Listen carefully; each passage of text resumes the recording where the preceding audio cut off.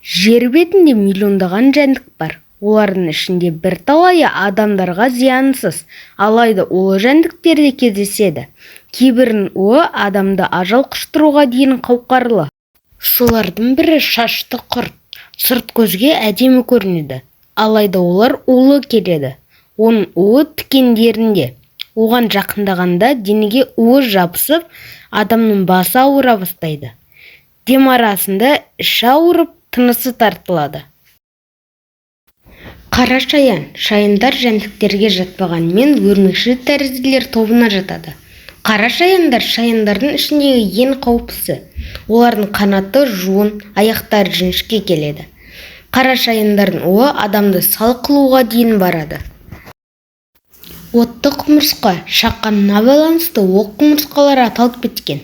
Олар шаққанда адам қарумен атқандай әсер алады. Бразилиялық өрмекші. Оңтүстік Америка мен Орталық Америкада мекендейтін бұл өрмекшілер 2010 жылы ең ұлы өрмекші ретінде Гиннестің рекордтар кітабына енген. Оның құрамында FTX3 деп аталатын нейротоксиндер бар. Нейротоксин адамның тыныс алуын нашарлатып, сал қылады. О ағзаға тез әсер етіп, 58% жағдайда адам жүрегі тоқтайды. Олардың уына қарсы екпелері бар. Осымен видеомыз аяқталды. Тағы да қызықты ақпараттар туралы Әлем арнасын YouTube арнасынан біле аласыздар. Сіздермен бірге болған Әлем арнасы. Назарларыңызға рахмет.